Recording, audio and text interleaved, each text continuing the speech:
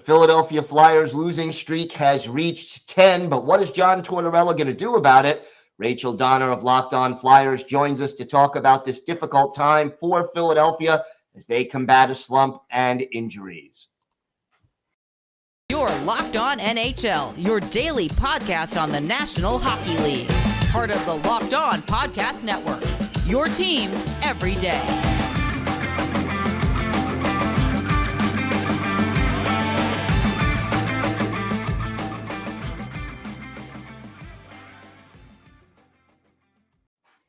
And welcome, everybody, to the Monday edition of the Locked On NHL Podcast. Gil Martin, so glad you could join us today, and thank you for making Locked On NHL your first listen.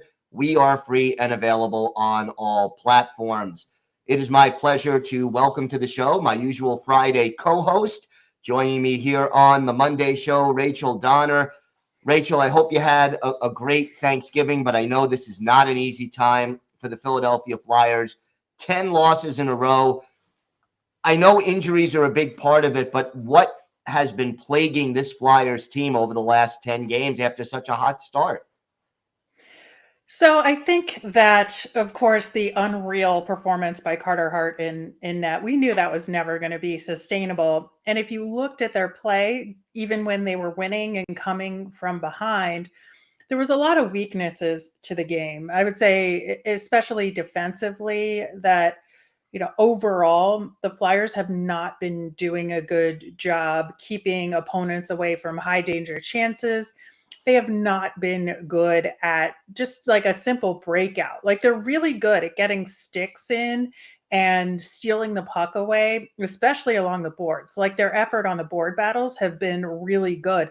The problem is, like, once they get the puck, then they're not getting the support in order to do the next step, right? So they're like not getting solid breakouts. They're not maintaining possession at that point. And without the puck, you can't take those shots and you can't create plays from that. So while there have been some bright spots, I would say overall, just the gameplay has been bad. And it's sort of spiraled at this point. And here we are with our third 10-game losing streak between last season and this season. We all know John Tortorella is known as an emotional coach. How is he handling this situation, and what is he trying to do to improve it? Well, it's interesting because at the beginning of the season, he, even though they were winning, he'd say, oh, we didn't play that great, or we played mostly okay. And he would, call out specific guys for playing well, or specific guys for, not stepping up or not putting the effort in. But once it became more of a team-based problem, he started to, slow down with calling out individual players. He didn't want to throw them under the bus. And that's a very Torts thing to do, right?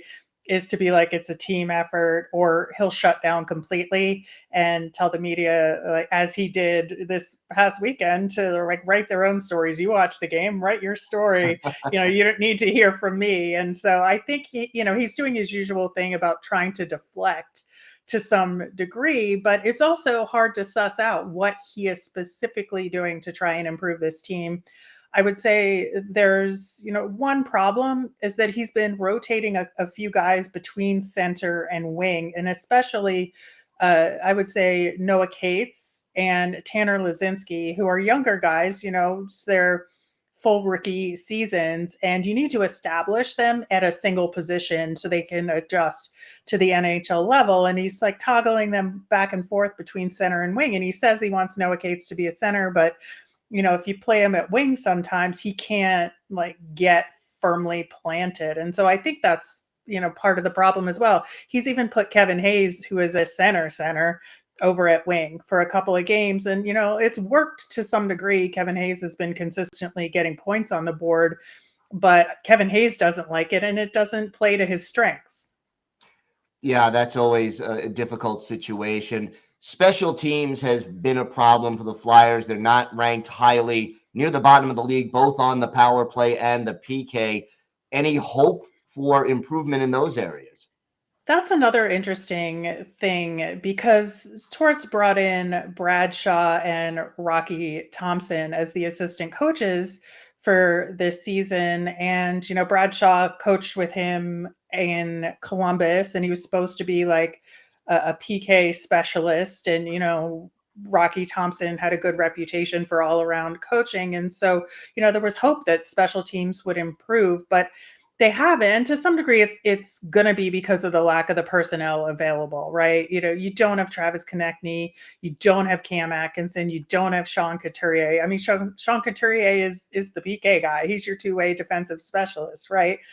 So I think you can blame the injuries to some degree, but there are personnel on the team who can play special teams and can play them well. I just think they're being used positionally incorrectly. And then, they're just overwhelmed to some degree because they're facing teams who are just better. And I was actually quite pleased with the PK against the Isles up until a certain point where it just collapsed.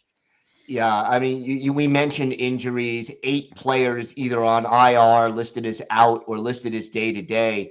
Are any of them close to coming back? Who can get back into the lineup and give this team some reinforcements? So I think, Scott Laughton and Travis Konechny are the closest to potentially coming back. We should get JVR back mid-late December. Wade Allison is a question mark. Sean Couturier won't be until maybe right around the All-Star break, I'm thinking. Ryan Ellis likely will never play hockey again.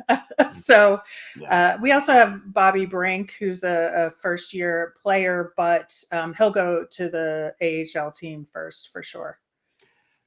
As far as this team is concerned, give fans of the Philadelphia Flyers some reasons for optimism. It could be 1 or 2 players who are really playing well, a young guy who's showing signs of realizing his potential. Give me some reasons for hope. Owen Tippett is the first guy that comes to mind. He came to the Flyers last season as part of the Claude Giroux deal, and he's putting in a huge effort every game. He is really strong on the forecheck. He can balance out the physicality with the playmaking, and he just needs to be on target a little bit more with his shots, and I think he'll be in good shape.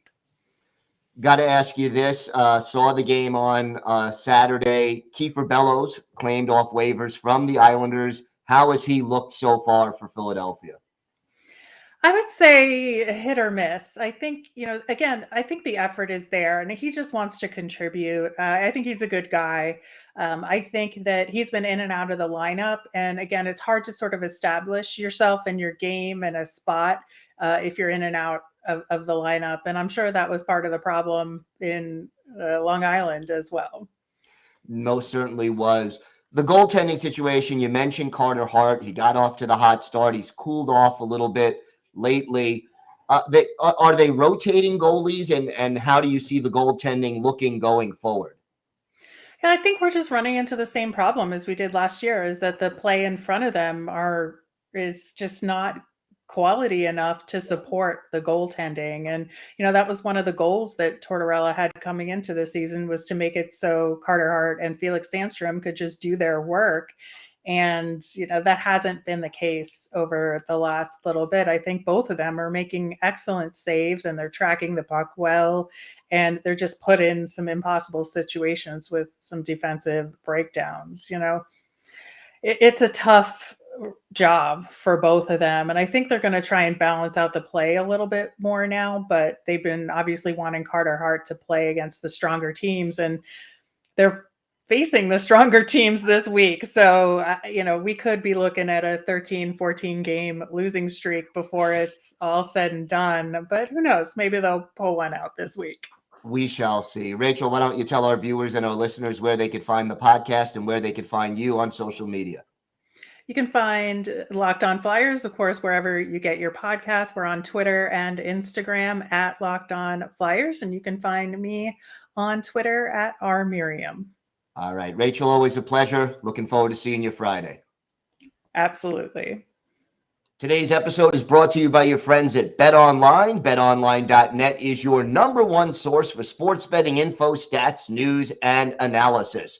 Get the latest odds and trends for every professional and amateur league out there, from football to basketball to World Cup soccer and esports.